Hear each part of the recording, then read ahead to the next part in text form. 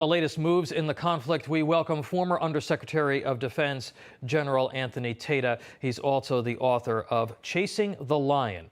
Mr. Secretary, it's great to have you here, and thank you for your service to the country.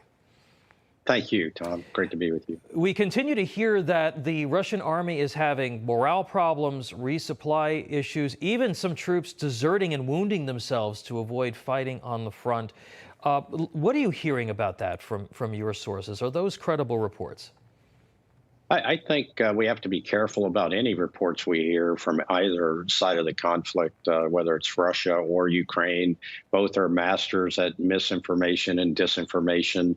I think there is some credibility to those reports, Tom, because what we see is that the Russian advance is not going as well as at least the West has expected it to, and perhaps not as well as Putin expected it to.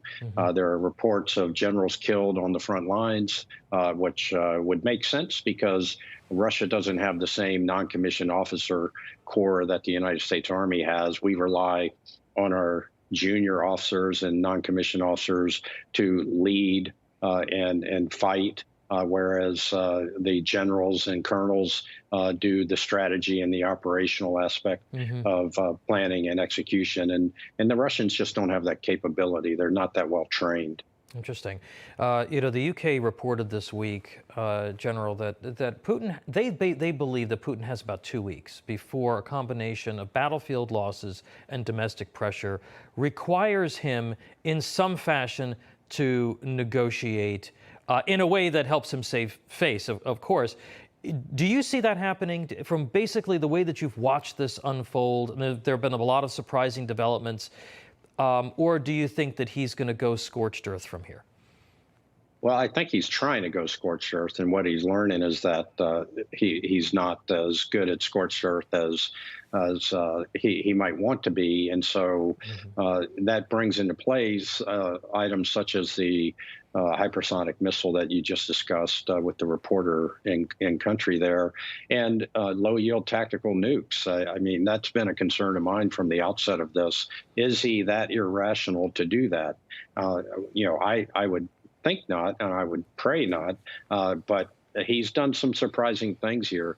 And so there's this adage where you always want to leave your enemy a golden bridge. If this thing gets bogged down, stalled down, we can't be so strident in our narrative about Russia and Ukraine, and particularly about Russia is evil, which Putin is evil, there's no question, but you've got to leave him a golden bridge out of this thing, and whether that's a negotiated peace settlement of some type where there's concessions on both sides.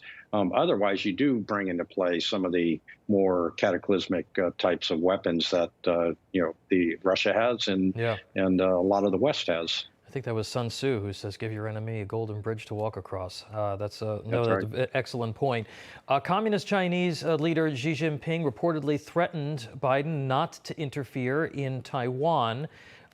Is now, though, a chance to reinforce the Taiwanese government with aid to help them defend themselves as a sign of strength for the United States, or does that provoke China further?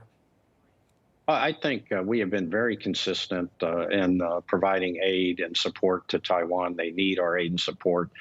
There's this careful dance that's done about recognition of Taiwan, which only a few nations have done as an independent nation, and yet we provide them billions of dollars of military aid annually, and they need that. They need that deterrence effect. China coming onto Taiwan is a very different fight than Russia going into Ukraine. It's an island nation, Taiwan is, and it's hard from a offensive standpoint from China to Taiwan. It's also hard from a defensive standpoint. How do we get there? How do we help? When, once China's on the island, it could be a very quick fight if we can't deter them. So deterrence is important here. That's a key point. And diplomacy, which this administration has been, just inept at. And so hopefully we can get in front of that. We've been behind on every single foreign policy issue for the last year.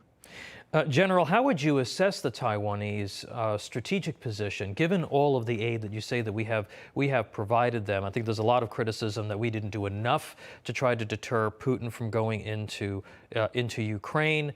But how would you assess their preparedness at this point to give China pause when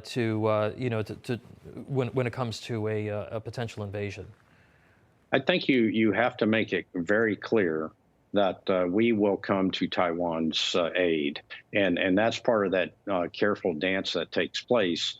We have to, in diplomatic back channel, let them know that, look, if you even head fake toward Taiwan, we're going to be there. We're going to, Taiwan we see as a key partner in our defense of freedom and capitalism and democracy around the world. And we have a long-standing relationship with Taiwan, and we've got to be very, very clear about that. We've got to get rid of Blinken out of the State Department. He is just utterly incompetent, and we've got to get somebody in there that can actually negotiate and be the senior diplomat for the country, and make sure that we are leveraging the diplomatic element of national power, because we're ending up riding on the axle with the military and leading with the chin of the American soldier, as we did in Afghanistan, and that's never a good way to go. All right, General Tata, former Undersecretary of Defense, thank you very much for your time and your analysis today. Thank you, Tom.